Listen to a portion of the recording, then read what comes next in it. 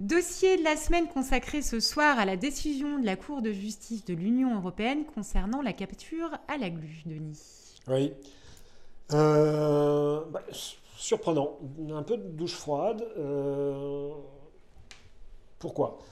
Vous savez tous ce qu'il en est.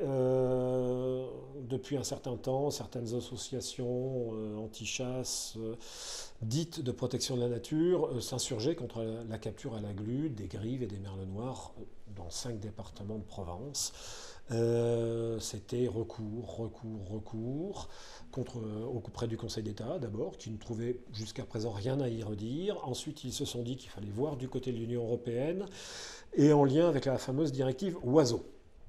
Et puis, entre-temps, arrive Madame Pompili au ministère de l'écologie qui décide, en septembre dernier ou fin août dernier, en attendant une décision de l'Union européenne, de mettre les quotas à zéro. C'est ce qui a causé la fameuse manifestation des chasseurs de Prades à laquelle nous étions le 12 septembre dernier. Nous étions en attente d'une décision de la Cour de justice de l'Union européenne. On avait eu un petit moment d'espoir en novembre, lorsque l'avocate générale, près la Cour de justice européenne, Juliane Cocotte, une Allemande, avait dit que, et là il est important de noter ces termes exacts, que la chasse au gluot des grives et merles noirs autorisées dans le sud de la France peut être compatible avec la directive de l'Union européenne concernant la conservation des oiseaux sauvages, si cette chasse revêt une importance culturelle importante et significative, et si les autres conditions requises sont remplies. Donc on s'est dit, la partie culturelle de cette chasse est comprise. Et c'est un bon signal, parce que jusqu'à présent, en gros, quand l'avocate générale près la Cour de justice de l'Union européenne donne des recommandations, elles sont suivies dans 90% des cas. Ouais. Bien. Donc ça laissait, Malheureusement, ça n'a pas été le cas. Pourtant, les conditions sont remplies. Quelles sont les conditions? C'est que la capture soit sélective, ce qui est le cas. Les oiseaux non concernés sont nettoyés et relâchés. Et puis, il faut que cette capture concerne moins d'1% de la mortalité naturelle de l'espèce, ce qui est le cas aussi. Eh bien, malheureusement, malgré tout ça, la décision de la Cour de justice de l'Union européenne, qui est tombée mercredi, est plutôt négative. Alors, contrairement à ce qu'ont claironné Barbara Pompili en premier, One Voice ensuite, la LPO et toute la litanie de ces anti-chasses, la France n'est pas condamnée pour la chasse au gluot, et la Cour de justice de l'Union européenne renvoie la décision au Conseil d'État. Charge à lui de vérifier que les conditions pour que cette chasse perdure soient bien remplies. Donc, il semble que Mme Pompili ne sache pas lire une décision de la justice européenne. C'est un peu surprenant pour une ministre, surtout le numéro 3 du gouvernement. Et puis, les oiseaux, encore une fois, crient victoire trop tôt. La décision revient au Conseil d'État français. Bon, l'argument des opposants est que ce n'est pas sélectif, ce qui est faux, et que les oiseaux souffrent. On voit d'ailleurs à l'image, en ce moment, à l'écran, des oiseaux qui souffrent horriblement. Non, je me suis trompé. Ce ne sont pas des oiseaux pris dans les gluots, ce sont des oiseaux qui sont pris dans les filets par la LPO lors de son camp de bagages d'été, le principal étant en Côte d'Or. Donc ce qu'on voit à l'écran, ces oiseaux désarticulés, souffrants, c'est le bon traitement, c'est ce que la LPO appelle la bientraitance animale. Et là, il s'agit de centaines d'oiseaux qui restent dans ces conditions-là pendant très longtemps quand même, avant qu'ils ne soient pris, bagués et éventuellement relâchés pour ceux qui sont en état. Donc il y a vraiment 2 poids 2 mesures. Oui, c'est sûr. C'est assez insupportable. J'en profite pour dire que l'attitude de Mme Pompili, de ses amis de ELV, des animalistes, des antispécistes, arrive à point nommé. Les élections départementales et régionales approchent. On sait maintenant qui sont nos ennemis, clairement, et il faut bien penser, tous, chasseurs, pêcheurs, éleveurs, cavaliers, parce qu'ils sont dans les lignes de mire aussi, qu'en démocratie, le bulletin de vote, c'est une arme, et qu'il faudra aller voter à ces élections en juin. Cette décision de la Cour de justice de l'Union européenne a fait réagir quand même pas mal de monde, pas uniquement ceux qui s'en félicitaient. On voit à l'écran la réaction de Alain Perea, président du groupe chasse à l'Assemblée nationale, que nous avions interviewé à Compiègne, qui s'insurge contre cette décision. Et on va écouter maintenant, coup sur coup, 2 interviews. Celle que j'ai réalisée ce matin de Éric Camoin, qui est le président de l'Association nationale de la défense des chasses traditionnelles de la Grive. Ouf. Qui, bien entendu, est désolé, mais qui dit que le combat n'est pas terminé, que maintenant c'est au Conseil d'État de décider, qu'il va falloir qu'ils apportent des éléments au Conseil d'État. Donc, dans un premier temps, nous allons écouter l'interview de Éric Camoin. Éric Camoin, bonjour. Bonjour. Merci d'être sur J'aime la chasse et de nous réserver votre réaction à cette décision qui est surprenante de la part de la Cour de justice de l'Union européenne. On s'attendait à autre chose suite aux déclarations de la procureure générale, Juliane Cocotte, qu'elle avait fait déclaration faite en novembre dernier. C'est un peu la douche froide. Quelle est votre réaction, Eric ? Alors, c'est la douche froide. Oui, on ne va pas dire qu'on est complètement satisfait parce que on pensait que la Cour allait suivre les préconisations de l'avocate générale, ce qui est généralement le cas. Dans plus de 80% des cas, je crois, la Cour suit les réquisitions de l'avocate générale. Maintenant, contrairement à ce qui est dit, rien n'est terminé puisque la Cour ne dit pas que la pratique doit être interdite. Contrairement à ce que j'entends toute la journée, là, depuis mercredi, que la Cour a demandé l'interdiction de la chasse à la glu, ce qui est totalement faux. Eric, je suis désolé de vous interrompre, Eric, mais en effet, que ce soit la ministre, que ce soit des organisations comme la LPO ou One Voice, tout le monde claironne, ça y est, nous avons gagné, la glu, c'est terminé. Mais oui, ce n'est pas ça. Mais non, c'est pas ça. Mais la ministre, de toute façon, c'est une militante. C'est une militante. Ça fait des années et des années qu'elle se bat contre notre pratique. Il faut se rappeler quand même son intervention dans le cadre de la loi biodiversité à l'Assemblée nationale alors qu'elle était secrétaire d'État. Quand le gouvernement de François Hollande avait demandé qu'elle prenne une position de sagesse, en termes juridiques, à l'Assemblée nationale, sagesse, ça veut dire, messieurs les députés, décidez s'il faut interdire ou pas.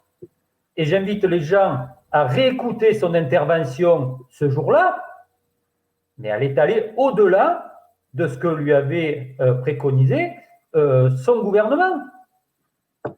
Donc, je veux dire, c'est pas nouveau, cette personne, c'est une anti-chasse, contrairement à ce qu'elle veut faire croire, c'est une anti-chasse, au même titre que toutes ces associations, parce qu'il ne faut pas se leurrer, quand ils vous font des grandes leçons, mais non, on ne veut pas l'interdiction de la chasse, on veut que certaines pratiques, non, ça c'est de la foutaise. Et d'ailleurs, je crois que c'est l'année dernière de mémoire, il y a eu un colloque à l'Assemblée nationale organisé par M. Dombreval avec toutes ces associations, et certaines associations étaient intervenues en disant « oui, il faut interdire la chasse ». Et qu'est-ce qu'ils ont dit lors de ce débat ? Non, surtout pas, attention, ça c'est pas possible, allons-y petit à petit. Détricotons les pratiques petit à petit. Voilà, c'est ça la réalité. Tout à fait. On s'attaque à des bastions un peu moins bien défendus, comme la glu, la vénerie sous terre, la vénerie en général, pour pouvoir ensuite faire tomber le donjon principal qui est la chasse. Ça, c'est une tactique de grignotage qui est bien connue. Maintenant, mais par contre, c'est pas que c'est moins défendu, c'est que ce sont des pratiques avec très peu de participants, très peu de pratiquants, en fait. C'est pas, vous n'avez pas le même nombre de chasseurs de sangliers ou de bécassiers. Nous, c'est 5-6 000 pratiquants et c'est dans 5 départements uniquement de la France. C'est en cela, Eric, que je disais que c'est moins défendu. Moins il y a de participants, moins tout à fait. est défendu. Voilà. Moi, maintenant, ce que j'aimerais que l'on évoque avec vous, Eric, c'est la suite des événements. Que va-t-il se passer maintenant? Ce qui va se passer, c'est que en fait, la Cour a clairement dit, enfin clairement, non, elle a botté en touche, contrairement à ce que tout le monde dit, elle a botté en touche, elle n'a pas pris de position et elle renvoie la décision au Conseil d'État en disant, écoutez, si vous estimez que cette pratique n'est pas sélective, prenez à vous de prendre la décision, à vous d'enquêter sur cette pratique. Donc, maintenant, on revient au Conseil d'État, donc il va falloir déposer un mémoire au Conseil d'État en allant dans ce sens, c'est-à-dire prouver la sélectivité et même dire au Conseil d'État, j'invite le Conseil d'État à venir sur place, à venir voir ce qu'est la réalité, à venir voir nos oiseaux et à venir voir la réalité. Exactement, je pense que ça, une délégation de membres du Conseil d'État qui viendraient voir ce qu'est réellement la capture à la glu, peut-être pourrait leur ouvrir les yeux. Pardon. Et d'ailleurs, j'invite aussi à questionner l'OFB Région PACA. Il faudrait rappeler quand même qu'il y a 2 ans, puisque l'année dernière on n'a pas pratiqué, mais il y a 2 ans, l'OFB a fait 2500 heures, écoutez bien, 2500 heures de contrôle sur la glu. Quand vous pensez que la pratique, c'est du 1er octobre au mois de décembre, jusqu'au 15 décembre, et pratiquée uniquement de 8h à 11h le matin, imaginez ce que ça fait. C'est-à-dire que l'OFB a passé son temps à contrôler la glu. Il n'y a eu aucune verbalisation sur des espèces protégées. Je dis bien aucune verbalisation sur des oiseaux protégés. Bon, voilà un genre d'argument qui pourrait quand même convaincre des gens intelligents, parce qu'on suppose quand même qu'au Conseil d'État, on a des gens intelligents. Le problème, ce n'est pas l'intelligence, Eric. Le problème, c'est le dogmatisme, le sectarisme, la volonté politique de détruire et petit à petit la chasse en s'attaquant d'abord à des pratiques avec moins de chasseurs que d'autres. Je parlais tout à l'heure, je citais l'exemple tout à l'heure de la vénerie sous terre, de la vénerie en général, de la glu. Voilà, on détricote, on grignote petit à petit pour attaquer ensuite le reste. On espère qu'au Conseil d'État, la gangrène de l'écologie radicale n'est pas arrivée au point de l'Union européenne, parce que apparemment, quand une avocate générale n'est pas suivie à la Cour de justice de l'Union européenne, c'est qu'il y a d'autres forces qui ont agi, et les forces, on les connaît. Je souscris complètement. Ce matin, je crois, le célèbre Bougrain-Dubourg était invité sur RMC, Eric. N'est-ce pas, pour réagir à cette grande nouvelle. Il a parlé de bien-être animal, c'est ça? Oui, RMC, on sait bien, cette émission, on sait bien de quel côté il part. On n'a jamais la parole dans cette émission. Et comme ça, M. Bougrain-Dubourg peut donner ses vérités, ses fake news qui deviennent des vérités. Au fil du temps, on balance, et ça devient des vérités. Et ce monsieur a parlé de bien-être animal. Alors, ça m'a fait un peu sourire parce que ce monsieur parle de bien-être animal, mais par contre, est-ce qu'il se pose la question du bien-être animal lorsqu'il fait ses bagages? Voilà, parce qu'il fait du bagage, il attrape ses oiseaux au filet, les oiseaux restent des heures et des heures, je ne vais pas dire des heures, excusez-moi, on va être dans la vérité, des minutes et des minutes, de nombreuses minutes, pendus, les ailes complètement à l'envers, des ailes qui se cassent, etc. Et là, ça ne le dérange pas. Là, il n'y a pas de bien-être animal. Oui, là, parce qu'il organise des balades, qu'il fait payer. Les gens vont regarder comment se passe une balade, comment se passe un bagage. Et là, ça ne dérange pas. Là, ça ne le dérange pas. Là, il n'y a pas de bien-être animal là, sur ces oiseaux qui pendent et qui se cassent les ailes. Oui, Eric, vous faites référence au camp de bagages de la LPO, fait l'été en général, le plus important étant en Côte d'Or.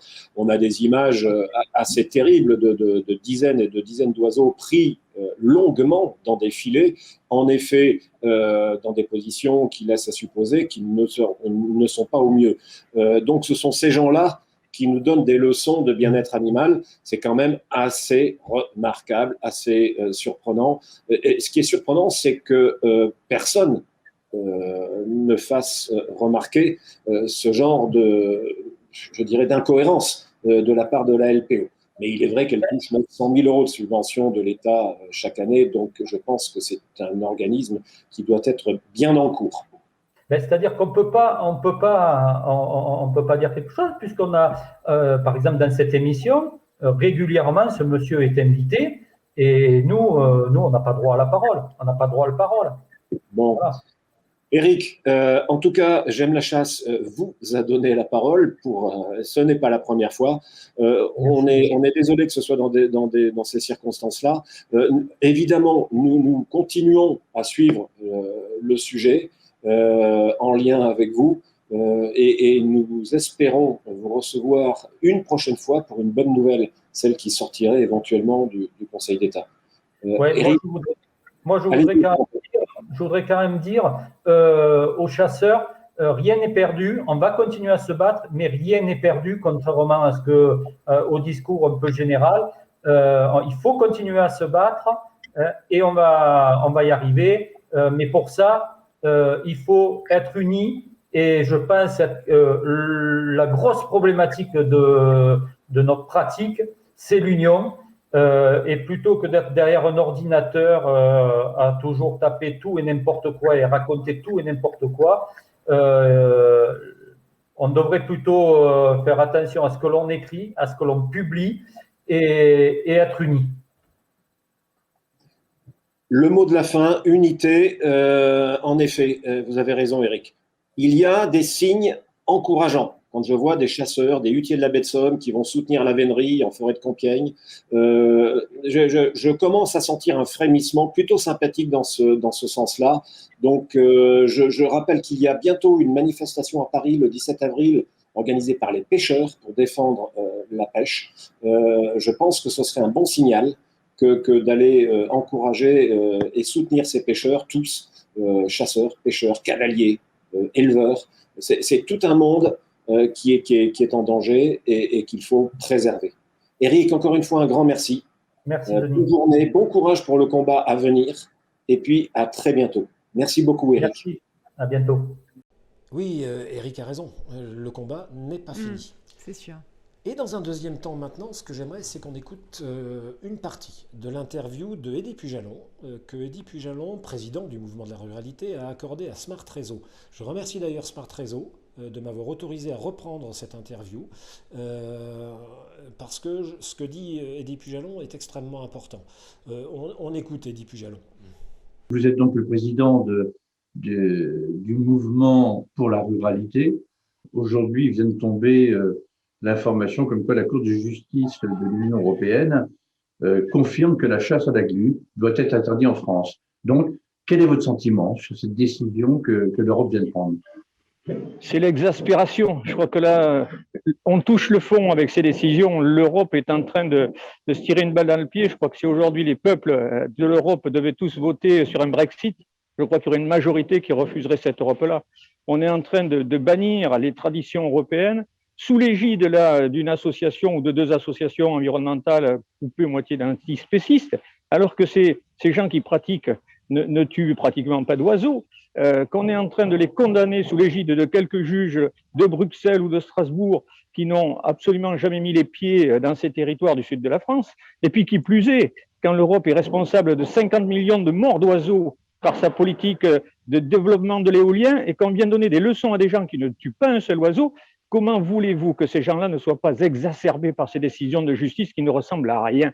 Voilà, il y a un moment donné où les gens rejettent cette Europe.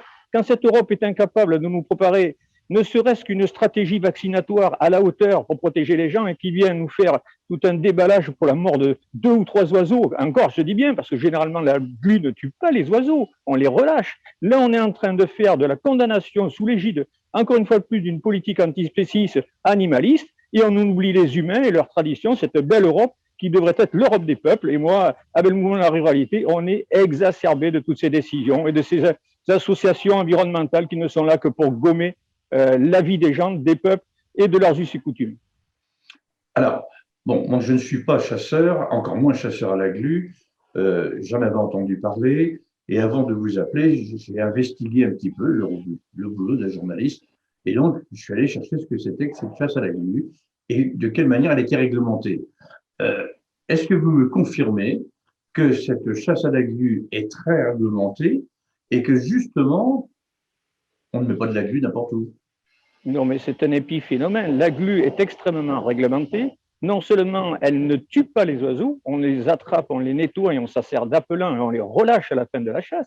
C'est incroyable. C'est-à-dire que je sais pas, les voitures aujourd'hui, les immeubles en France, les câbles électriques, les éoliennes tuent des millions d'oiseaux en prenant des oiseaux qui sont en plus pour la plupart des protégés. Et là, on vient condamner l'exercice d'une tradition simplement parce que quelques individus sont en train de faire du business sur le dos de l'environnement et de la nature, alors que ces gens-là ne font aucun prélèvement, et qui plus est, même s'il y en avait, il serait parfaitement acceptable, bien loin de d'1% de la mortalité naturelle qu'autorisent les directives européennes. Non, on est devant un racisme environnemental. Là, aujourd'hui, l'Europe condamne les pratiques des gens, des peuples européens, et elle est prête. Vous voyez, si je voulais exagérer un peu, si les gens de PACA avaient un simple slip, des arbres et des flèches, on aurait été tous très heureux qui pratiquent cette chasse ancestrale sous l'égide des Indiens d'Amérique. Et là, non, parce que ce sont des gens d'Europe du Sud. Alors, il faut les condamner parce qu'on est des juges là-bas en haut à Bruxelles ou à Strasbourg qui ne connaissent rien et qu'on condamne parce que M. Alain Bougrain-Dubourg ou One Voice a décidé que c'était pas bien. Est-ce que vous pensez que ces animalistes pousseront le vice pour interdire les chats en liberté qui attaquent les oisillons dans leur nid? Ah, mais ça viendra trop ou tard. De toute manière, dans le réseau animaliste aujourd'hui, c'est la guerre entre ceux qui aiment les chats et les vénèrent et ceux qui aiment les oiseaux et les vénèrent. Mais on n'est pas à une absurdité près. Là, aujourd'hui, on est en train de préparer l'interdiction de détenir des poissons dans les aquariums, notamment des poissons exotiques. Et donc, demain, tous les gens qui ont aujourd'hui des aquariums dans leur appartement, qui prennent plaisir à les soigner, à les regarder, peuvent s'attendre à ce qu'il y ait une interdiction généralisée, sous l'égide encore, de cet antispécisme rampant qui va toucher à tous les traits. On l'a vu dernièrement avec cette brave dame qui demandait qu'on prenne conscience que les pauvres punaises de lit ne devaient pas être sorties de leur habitat. Vous vous rendez compte, demain, c'est les poux, les tiques, les puces. Mais on a affaire à des gens complètement fadas et c'est insupportable. Et quand l'Europe et les juges rentrent là-dedans, mais croyez-moi, il y a du nettoyage à faire d'en haut jusqu'en bas parce que là, on marche sur la tête. Et oui, comment réconcilier les Français avec l'Europe? Ce n'est certainement pas avec ce genre de décision. Eddy Pujalon met le doigt là où ça fait mal. Par contre, on ne dit rien pour les éoliennes, on ne dit rien pour... Enfin bon, voilà, c'est assez incohérent tout cela. Assez incohérent. Voilà. C'est sûr. Bon, merci Denis pour ce dossier de la semaine. Cette émission touche à sa fin. Je vous remercie de nous avoir suivis. Merci Denis encore de m'avoir accompagné ce soir. On resalue Patrick à distance. Je vous rappelle que vous pouvez nous suivre sur tous nos réseaux Facebook, Instagram, Twitter, YouTube et sur notre site J'aime la chasse. On vous dit à dimanche prochain. En attendant, prenez soin de vous et passez une excellente soirée. À bientôt.